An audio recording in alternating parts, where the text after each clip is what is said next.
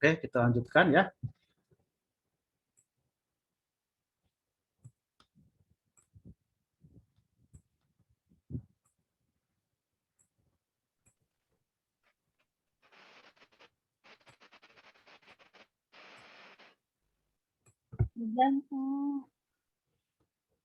Oke, mari kita lanjutkan.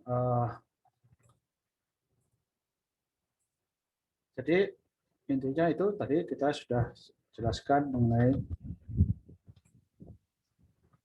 bagaimana masalah tersebut. Apa sih sebenarnya masalah? Nah, tentu saja untuk mencari masalah, menemukan masalah itu sudah harus tahu sumber masalah itu dari mana, sumber penyimpangan itu dari mana. Nah, ingat ya, kadang-kadang tidak semua masalah harus diselesaikan. Maka carilah masalah yang memang merugikan saudara sehingga perlu diselesaikan.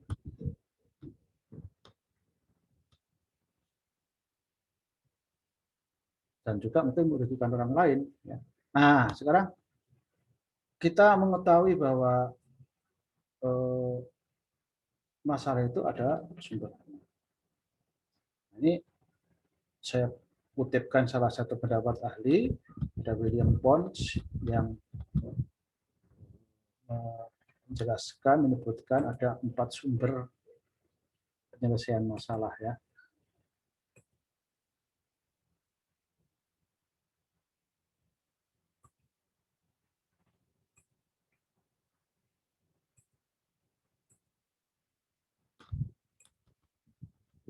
Bisa saya lihat di sini ada 4 sumber penyimpangan dari pengalaman lampau.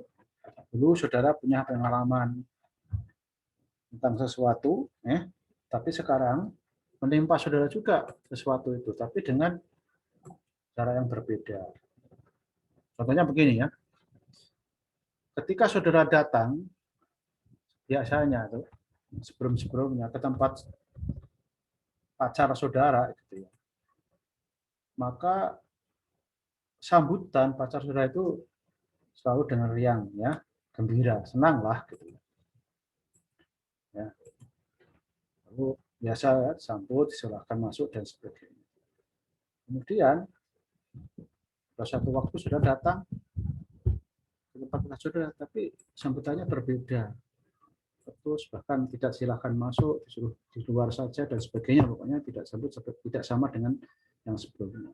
Pasti dalam hati saudara paling tidak itu bertanya, mengapa? Pasti ada masalah itu di situ. Ya, kira-kira seperti itulah. Penyimpangan dari rencana. Nah, saudara punya rencana. Rencana itu dalam bahasa manajemen ya, rencana dalam bahasa manajemen itu sesuatu yang sudah saudara tentukan, langkah yang sudah saudara tentukan untuk mencapai tujuan. Sudah diperhitungkan dengan baik-baik dan dipilih bahwa langkah itu adalah langkah terbaik untuk mencapai tujuan. Tapi dalam pelaksanaan rencana ternyata tidak sesuai, berarti menyimpang. Nah, kan penyimpangan itu bisa berakibat tidak tercapainya tujuan.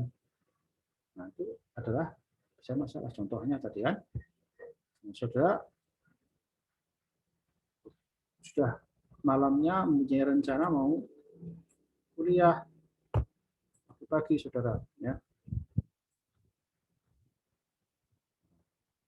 Jadi begitu bangun sudah dapat SMS atau telepon dari pacar, nah, disuruh nganterin ke satu tempat yang jauh dari tempat kuliah, sehingga pasti saudara nggak bisa kuliah atau terlambat kan kuliah. Nah, artinya saudara di sini melakukan namanya penyimpangan dari rencana. Pasti nanti ada masalah, iyalah. Setelah pertama saudara nggak dapat absen, setelah kedua saudara nggak dapat ilmu. Nah, ya. Memang saudara dapat yang lain, tapi kan bukan yang saudara rencanakan. Padahal hidup manusia itu akan sukses, akan baik apabila dia punya rencana itu terlaksana. Karena rencana terlaksana berarti tujuan tercapai. Tujuan tercapai berarti sukses, gitu ya. Jadi kalau saudara menyimpang dari rencana akan terancam gagal hidup saudara kan gitu. Ya.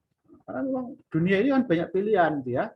Maka saudara harus memutuskan pilihan yang terbaik sesuai dengan rencana. Makanya selalu buat rencana hidup. punya tujuan, lalu buat rencana, lalu laksanakan rencana itu sesuai dengan yang seharusnya. Jangan sampai menyimpang.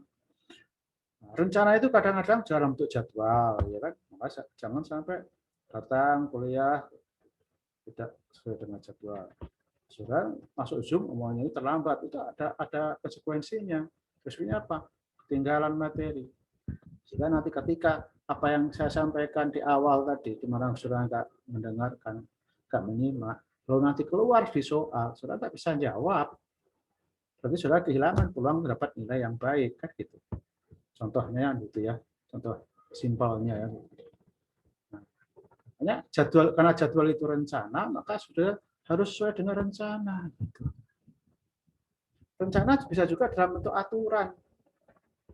Rencana yang sudah dibakukan itu bisa dalam bentuk SOP atau standard operating prosedur yang dalam bentuk langkah-langkah, bisa juga dalam bentuk yang boleh, mana yang tidak boleh. Jadi sebetulnya peraturan itu dalam kata manajemen, etika, peraturan, ya, apa itu SOP, itu semuanya adalah perwujudan dari rencana. Maka siapapun yang melanggar hukum pasti akan kena masalah. Melanggar aturan kena masalah. Tidak percaya silahkan saudara nanti melanggar lampu merah. Maka ada peluang saudara kena masalah. Masalah yang pertama, ketika sudah melanggar lampu merah, di situ ada orang yang ngebut di lampu hijau. Pada waktu hijau jalan dia cepat, saudara cepat juga di situ. Karena pengen melanggar, tabrakan. Yang kedua, kalau selamat nanti saudara ada polisi di depannya, saudara kena tilang, gitu ya. Dan seterusnya banyak ya persoalan-persoalan yang terjadi karena penyimpangan dari bencana. Datang dari orang lain. Nah, saudara nggak melakukan kesalahan mungkin ya, nggak melakukan penyimpangan, tapi orang lain yang menyimpang. Hati-hati dengan penyimpangan orang lain. Itulah maka dalam bahasa agama Islam, maka kalau ada orang yang berbuat salah atau menyimpang dari aturan agama, kita diwajibkan untuk menegurnya atau meluruskannya atau memberitahunya, mengingatkannya.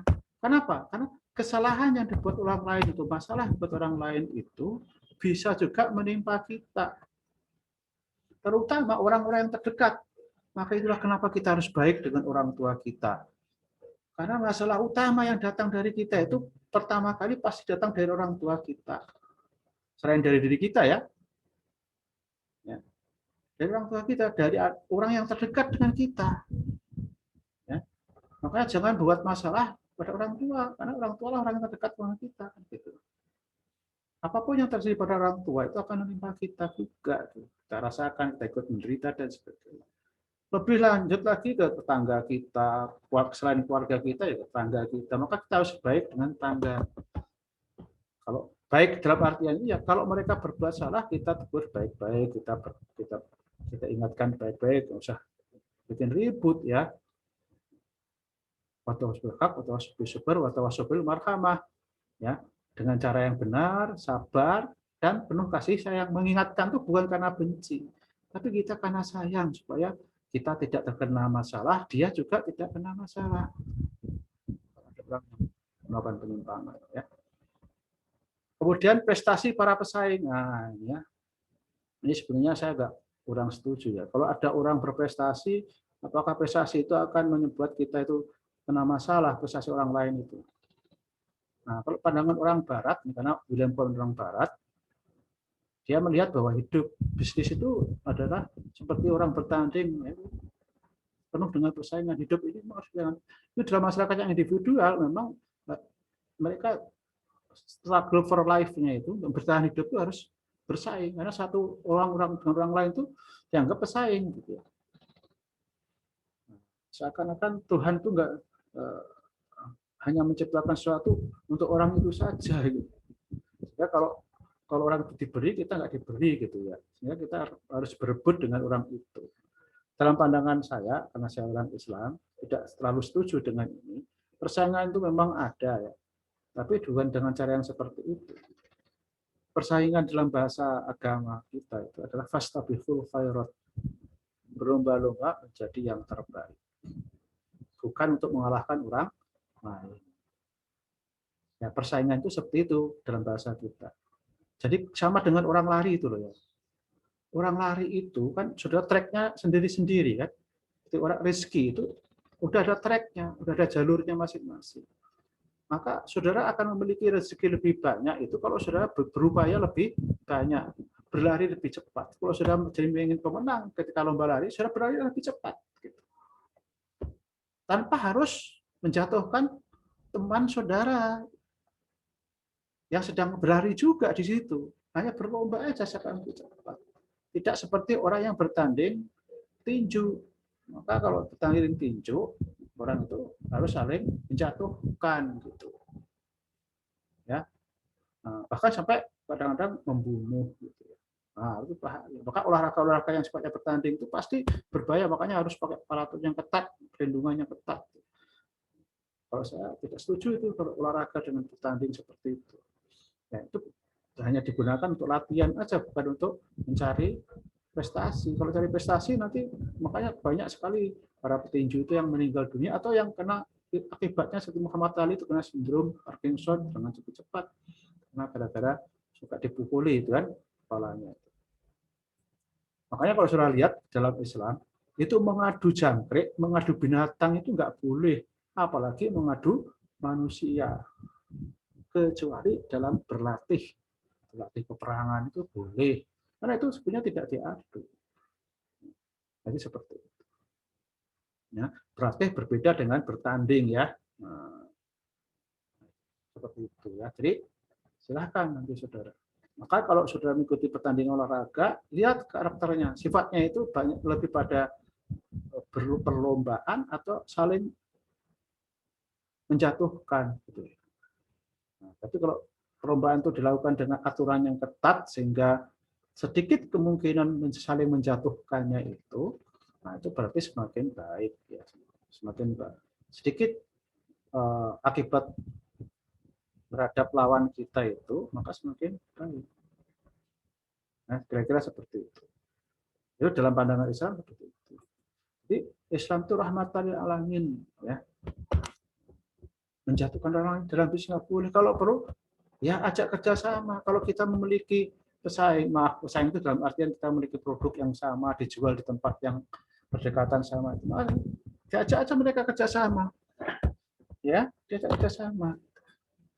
Atau kalau saudara mau bersaing ya tadi berlomba, jangan saling mengganggu, jangan saling mengolok-olok, menistakan, tapi berusahalah saudara menarik pelanggan sebaik mungkin dengan menyajikan produk sebaik mungkin dan sebagainya, kualitas diperbaiki tanpa ada niat untuk menjatuhkan orang lain. Niat saja menjatuhkan orang lain dan saudara laksanakan itu dosa. Ya kalau dilaksanakan, tapi kalau dalam hati mungkin masih belum. Tapi kalau saudara lalu berniat dan akhirnya melaksanakan sesuatu, contohnya dengan mengatakan kepada orang lain isu bahwa produknya itu tidak halal, gitu. Padahal sebetulnya enggak begitu.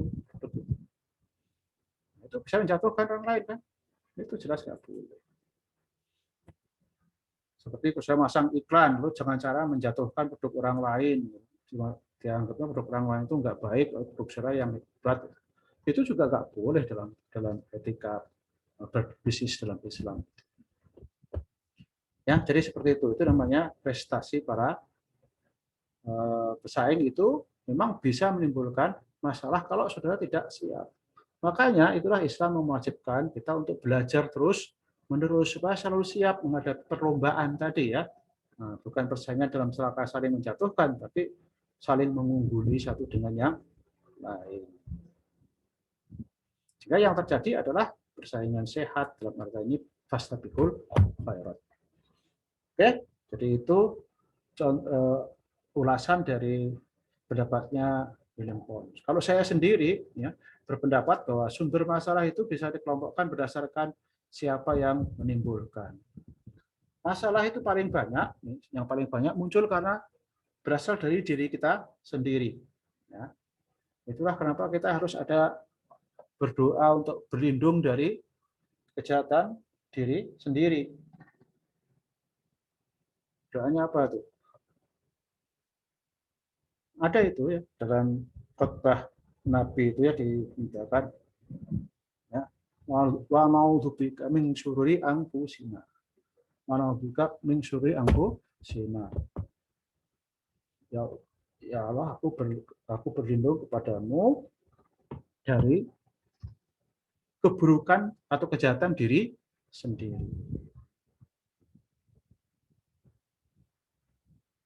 Dan sayyiati a'malina, kesalahan-kesalahan yang kita lakukan.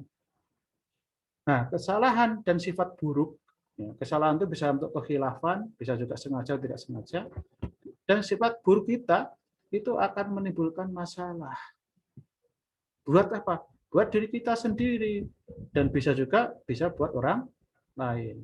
Maka kalau sudah ingin tidak bermasalah, jagalah sikap kita supaya tidak memiliki sikap yang buruk, dan perbuatan kita jangan sampai salah.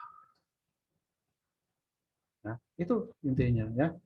Yang paling banyak justru masalah itu dari diri kita sendiri. Banyak itu kalau sudah baca dalam Al-Quran.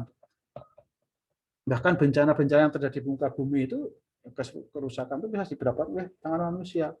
Barofasada, atau bahri, bimakasabat, aidinnas. Jadi kebanyakan bencana di dunia ini, kerusakan dunia ini disebabkan oleh tangan manusia itu sendiri gitu, dalam konteks ini ya. Jadi kita sendiri yang merusak dunia ini. Manusia itu sendiri. Binatang bisa nggak merusak? Nggak bisa. Yang bisa merusak dunia ini hanya manusia. Karena yang diberikan kekuasaan berusaha dengan akal pikiran itu hanya manusia. Binatang itu hanya berdasarkan insting. Binatang nggak pernah bersalah. Maka tidak ada binatang yang masuk surga atau masuk neraka. Hanya binatang yang ditunjuk tertentu aja sama Allah itu yang dapat istimewaan masuk surga. Tapi hampir semua binatang nggak ada yang masuk surga. Tumbuhan, batu, dan sebagainya nggak ada. Hanya manusia yang diancam masuk surga. Dikasih peluang masuk surga atau masuk neraka. Kenapa? Karena kita punya tadi itu bisa menimbulkan masalah dan bisa juga menolong orang lain untuk menyelesaikan masalah. Mau yang mana? Nah, jadi pembuat masalah atau menolong orang lain menyelesaikan masalah. Nah, itu dia. Yang kedua berasal dari orang lain ya tadi kan. Dari orang lain itu siapa? Dari yang paling dekat dulu dengan kita. Semakin dekat hubungan kita dengan orang lain, semakin banyak masalah yang akan muncul di situ. Jadi hati-hati saudara ya kalau berteman. Ya, banyak orang jadi nggak benar karena temannya. Ya, teman tuh ya kadang-kadang menyenangkan, tapi juga ada risiko juga teman itu menimbulkan masalah. Contohnya, kalau teman lagi nggak punya duit, maka siapa yang akan dimintai uang? Pasti teman dekatnya. Artinya dia menimbulkan masalah kepada teman dekatnya. Mungkin teman dekatnya tadinya uangnya tinggal sedikit, tapi gara-gara ada teman dekatnya pengen pinjam, kasih juga. Akhirnya dia sendiri juga kena masalah, yaitu apa? Ya, masalahnya dia kehabisan uang juga. Ya, jadi itu seperti itu kira-kira ya. Walaupun ada juga orang-orang yang berbuat seperti itu tuh nggak merasa masalah karena justru malah menolong orang lain ya. Tapi menolong lain kan tidak boleh merugikan diri sendiri. Kalau bisa menolong orang lain, tapi kita sendiri tidak pernah masalah. Kalau bisa. Ya, begitu. Tapi karena hubungan dekat tadi, sering kita harus mengorbankan diri kita untuk kepentingan orang lain. Makanya agama menjaga kita memang harus berusaha menjaga anak istri kita, menafkahi dan sebagainya. Tapi Islam dilarang untuk berlebihan juga. Ya. Kenapa? Jangan sampai kemudian gara-gara anak dan istri kita juga malah lebih menderita gitu. Begitu juga sama ya, berteman dan sebagainya. Ya. Islam itu mengajarkan keseimbangan. Kita memperhatikan orang lain, tapi juga harus memperhatikan diri sendiri. Kalau suruh memilih, ya diri kita sendiri dulu. Gitu. Ya. Nah, mana yang paling menderita? Contohnya nih ya, kalau saudara itu kelaparan satu hari nggak makan, maka ada datang kepada saudara, saudara hanya punya satu roti yang harus dimakan untuk saat itu. Orang lain datang, tapi dia bilang belum makan 3 hari, maka saudara itu lebih menguntungkan, lebih tidak bermasalah pada orang yang tidak makan 3 hari. Maka ketika saudara membagi roti itu, mungkin berdua gitu ya, bagi dua, maka itu saudara berarti berbuat yang baik. Dan saudara tidak menzalimi diri sendiri. Contohnya seperti itu. Jadi relatif ya, itu sifatnya relatif. Oke, itu. Yang ketiga berasal dari pencipta masalah itu sendiri, yaitu Allah Subhanahu wa taala. Allah seringkali sengaja menciptakan masalah untuk menguji manusia. Bahkan hampir semua makhluk itu bisa menguji manusia. Contohnya ayatnya apa? Kenapa kita makhluk itu bisa menjadi ujian manusia? Doanya jelas tuh dalam surat Al-Alaq, maaf Al-Falaq ya. Ulang bergerak min syarri ma khalaq. Bahwa kita itu disuruh berlindung dari kejahatan makhluk yang diciptakan Allah. Makhluk yang diciptakan Allah itu bisa menimbulkan masalah. Ya. Di situ dijelaskan lebih lanjut namanya malam apabila gelap, ya. Kosikin idza waqab, saya nafasa orang-orang tukang tenung, tukang sihir dan sebagainya. Makhluk-makhluk yang keluar malam hari, binatang berbisa dan sebagainya. Itu bisa menimbulkan masalah. Semua makhluk Tuhan ini bisa menimbulkan masalah atas kehendak Tuhan. Karena makhluk itu ciptaan Tuhan, termasuk gunung berapi, sungai meluap, ya, dan sebagainya, bumi yang bergerak kemudian menimbulkan gempa. Itu makhluk Tuhan yang bisa diperintah oleh Tuhan untuk menguji manusia atau menghukum manusia. Ya, jadi itu. Tidak semua bencana berasal dari tangan Allah langsung ya. Bisa juga bencana itu dari tangan manusia sendiri, seperti yang saya katakan tadi, banjir bisa disebabkan karena salahnya manusia. Tapi bisa juga karena cuaca yang memang diciptakan oleh Allah untuk menguji manusia dan seterusnya. Oleh karena itu kita harus bisa identifikasi masalah itu berasal dari mana. Ya, kalau masalah itu berasal dari manusia, ya manusianya itu sendiri yang harus diberesin, kitanya sendiri. Kalau orang lain, ya orang lain yang harus diberesin. Makanya kita harus jangan sampai menzalimi diri sendiri, jangan menzalimi orang lain. Kalau dari Allah lah, kita ingat dosa apa yang kita perbuat kepada Allah, kita tetap bertobat dan minta tolong pada Allah. Ya, kalau sifatnya ujian, ya kita tinggal sabar, ya, untuk menghadapinya, dan insya Allah kita akan menjadi orang yang lebih baik. Jadi orang yang tertimpa masalah tidak harus terpuruk. Bisa saja orang yang tertimpa masalah itu malah justru teruji dan kemudian menjadi orang yang lebih baik. Oleh karena itu jangan takut kena masalah, tapi jangan cari-cari masalah. Oke ya. Nah, yang berikutnya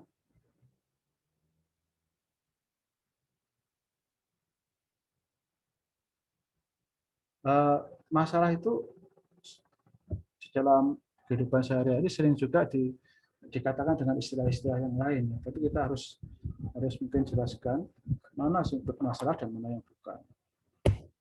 Kadang ada orang yang mengatakan peluang sebagai masalah, masalah sebagai peluang. Itu tergantung dari sudut pandangnya, memang ya. Nah, contohnya begini, masalah COVID. Nah, ini bisa jadi masalah, bisa juga jadi peluang. Bagi perusahaan farmasi, COVID itu lebih banyak peluang daripada masalah. Tapi bagi perusahaan mungkin transportasi, nah itu jadi masalah. Jadi apa bedanya peluang dan masalah? Ya, peluang itu sesuatu yang menimbulkan kesempatan buat kita untuk menjadi lebih baik atau mendapatkan keuntungan dalam bisnis ya, atau bisa mencapai tujuan kita. Sedangkan masalah itu sifatnya yang menghambat. Gitu. Nah, makanya tergantung dari kita persepsinya. Wah, menjadi peluang, menjadi hambatan. Ya, jadi seperti itu.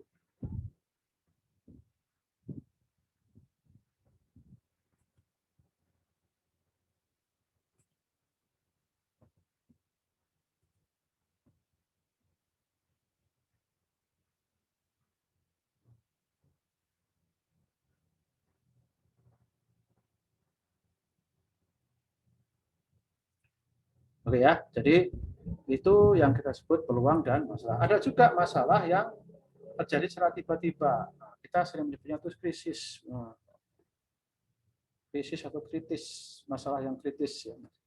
Sering disebut sebagai krisis. Kenapa?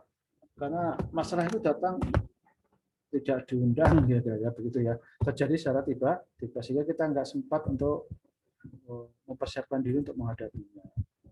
Seringkali begitu.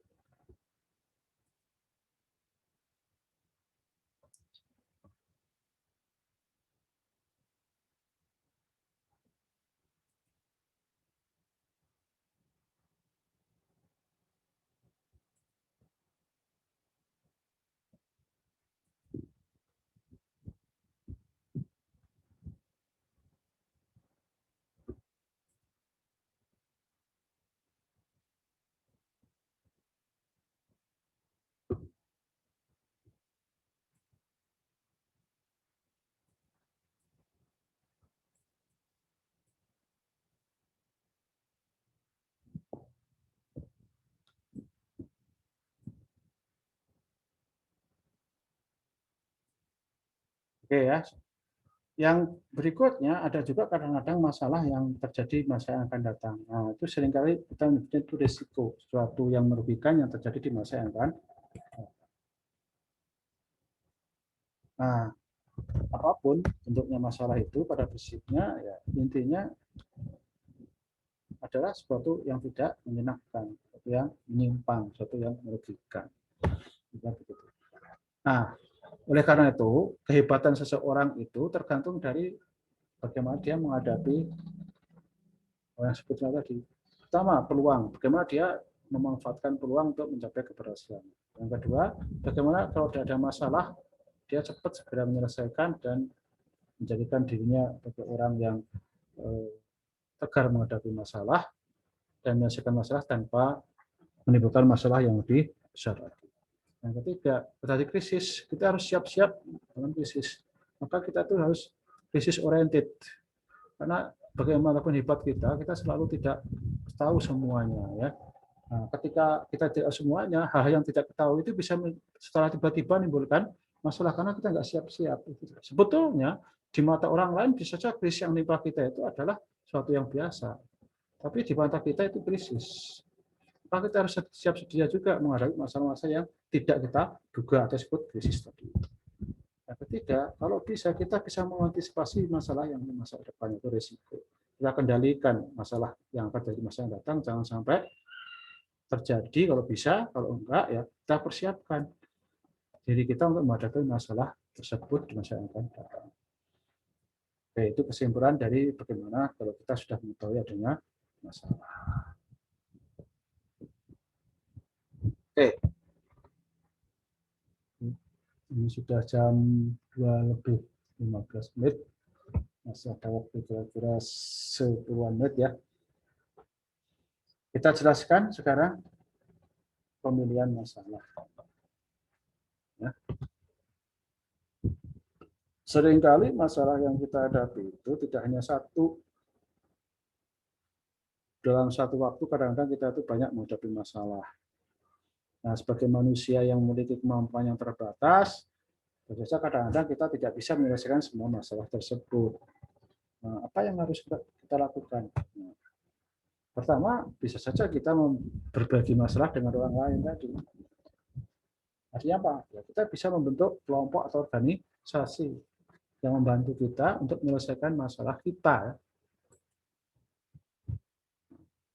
Dengan cara membentuk organisasi, maka kita mengundang orang untuk kerjasama dengan kita, membantu kita menyelesaikan masalah.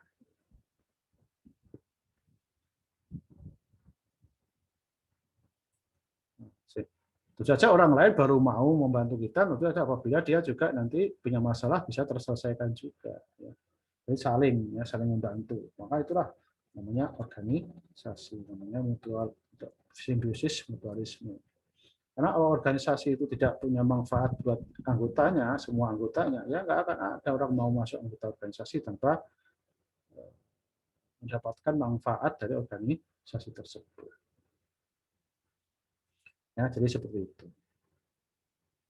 Kemudian, apalagi ya kalau saudara nggak bisa minta bantuan orang lain, maka masalah itu ya harus dipilih gitu. Mana yang harus dikerjakan lebih dahulu dan mana nanti yang disingkirkan. Artinya berdasarkan urgensi kepentingan waktu. Ada masalah itu yang masih bisa ditunda tanpa harus bertambah besar masalahnya. Ya. Contohnya begini, saudara punya utang, ya. Utang itu memang ada jatuh temponya, ya kan? Ada jatuh tempo. Maka kalau kita lihat kita punya beberapa hutang pada beberapa orang gitu ya, maka kita akan membayar hutang pertama kali kalau kita punya uang adalah yang jatuh temponya lebih awal, kan begitu kan? Karena akibat tidak bayar utang itu sama-sama bukan prestasi, kita bersama-sama bisa digugat di pengadilan, bisa ditunda dan sebagainya. Maka yang terpenting adalah mana kewajiban atau utang yang harus kita bayar terlebih dahulu ketika sudah memiliki uang untuk menyelesaikan masalah itu. Yang dihadapi kan banyak utang. Mulai dari yang jatuh tempo lebih dahulu. Itu dari sisi seleksi waktu. Pak, kalau bagaimana kalau jatuh temponya sama? Barengan gitu ya. Sementara uang kita hanya bisa digunakan untuk bayar salah satu saja. Maka seleksi berikutnya adalah urgensi itu dilihat, kepentingannya itu dilihat dari dampaknya. Dampaknya. Mana yang dampaknya paling besar terhadap kita. Karena masalah yang tidak diselesaikan itu bisa membuat kita terkena masalah yang lebih besar. Contohnya kena denda dan sebagainya. Nah, kita cari ya, utang yang dampaknya merugikan itu lebih paling besar. Kita bayar lebih dahulu. Tentu dengan membayar yang utang yang satu, berarti yang lain itu kita akan dan prestasi atau ingkar janji. Ya kita harus tanggung jawab itu. Tapi kita sudah siap bahwa kita akan terkena akibatnya. Makanya kalau perlu kita bisa ngomong pada orang yang ngasih utang kita, boleh nggak kita tunda dan sebagainya. Inilah kita dapat keringanan dan sebagainya. Jangan malah lari dari tanggung jawab. Itu namanya orang yang lari dari utang ketika ditagih malah ngumpet, itu orang yang pengecut. Orang yang tidak bertanggung jawab itu semua orang nggak akan menghargai. Nanti saudara kalau utang lagi pasti nggak dikasih. Tapi ketika saudara menjelang belum saudara bayar harus jatuh tempo itu sudah datang dengan mengatakan Pak kelihatannya saya tidak bisa bayar hutang pada waktunya. Boleh nggak saya minta tempo? Nah, gitu kan ya. Itu lebih dihormati daripada saudara melari dari tagihan nanti dengan negosiasi. Ya tentu saja saudara harus tanggung jawab. Kalau kemudian orang itu ngasih hukuman, ngasih apa ya, saya harus terima karena saudara memang bersalah. Orang yang bersalah itu kalau pengen tobat kan harus menerima hukuman kan gitu.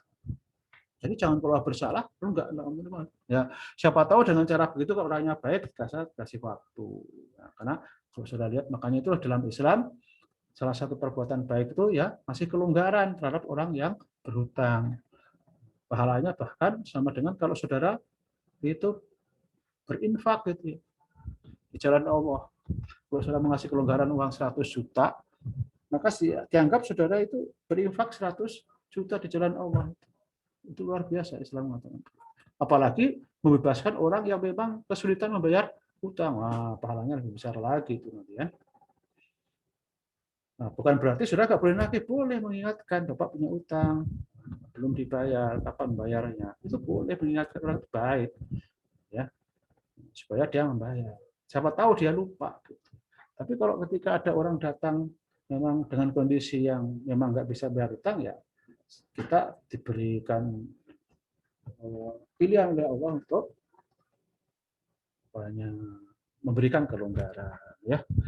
Dengan harapan janganlah berharap dari orang itu ya.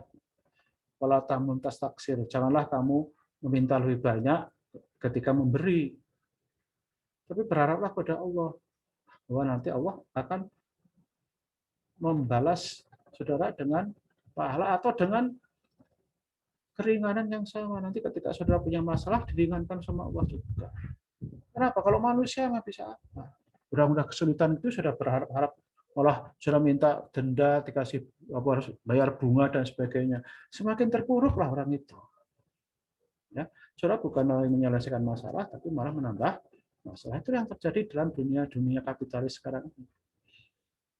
Ya, nah, harus ditanyai apa masalahnya. Kalau perlu dibantu menyelesaikan masalahnya itu supaya nanti saudara dia punya peluang untuk membayar utang. Seperti itulah kira-kira ajaran Islam yang digunakan dalam menyelesaikan masalah-masalah yang seperti itu. Ya, jadi dipilih berdasarkan akibatnya. Ya. Oke, dalam organisasi kadang-kadang itu nanti masih juga terjadi kesulitan dalam membagi masalah. Jangan dikira harus organisasi yang sudah banyak anggotanya itu semua masalah itu bisa selesai semua, tidak. Kadang-kadang tetap harus ada dipilihan juga. Karena semakin besar organisasinya semakin banyak masalahnya. Karena anggota organisasi itu juga membawa masalah. Setiap manusia itu punya masalah. Maka akumulasi dari banyak orang yang ada dalam organisasi itu akan menimbulkan masalah juga banyak. Hanya mereka di situ terikat untuk saling tolong menolong. Itulah hebatnya organisasi. Maka hidup itu kalau bisa ya berorganisasi dalam semua aspek. Supaya dalam semua aspek kita ada yang bisa kita ajak saling tolong menolong. Nah, bagaimana kalau dalam organisasi? Nah, ini ada langkah-langkah yang bisa kita pakai. Pertama, apakah masalah itu mudah ditangani atau tidak? Kalau masalah itu mudah ditangani, tangani sendiri. Tapi tunggu dulu. Kalau sudah dalam organisasi, ya jangan ditangani sendiri. Kalau masalah itu mudah, cari anak buah saudara yang di bawah saudara yang bisa menangani masalah. Serahkan kepada mereka. Selama mereka lagi nganggur, lagi tidak ada masalah yang harus diselesaikan.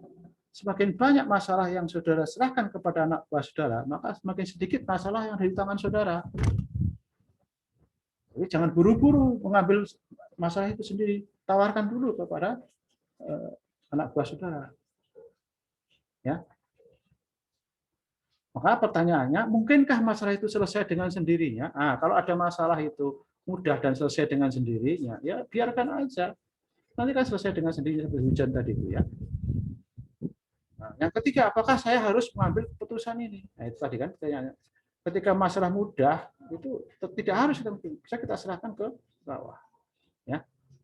Nah, kalau masalah itu sulit dan menyangkut kepentingan yang lebih luas, ya jangan selesaikan sendiri.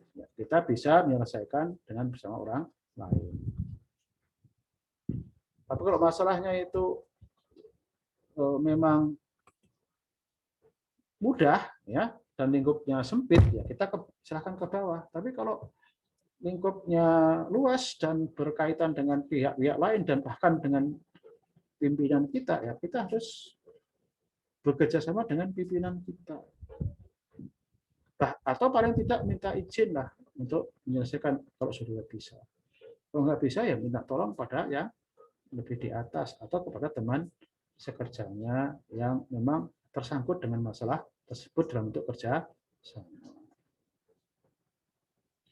Nah, prinsipnya, saudara, ketika memilih masalah itu, karena kalau saudara terlalu banyak masalah yang diserahkan ke atas, sudah disebut orang yang bodoh, ya, atau lari dari tanggung jawab. Maka sedikit mungkin masalah diserahkan ke atas, ya. Sebanyak mungkin masalah diserahkan ke bawah, ya. Gitu ya. Dan sedikit mungkin masalah yang